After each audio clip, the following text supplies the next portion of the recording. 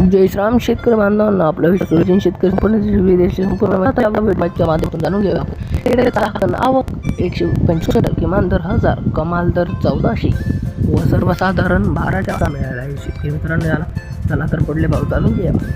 तसेच चांगली फळभाजी पाला लोकल आवक 3872 क्विंटल, किमान दर 500, कमाल दर 1400 व सर्वसाधारण 950 असा मिळाला आहे. शेतकरी मित्रांनो याला चला तर पुढे भाव जाणून घेऊया.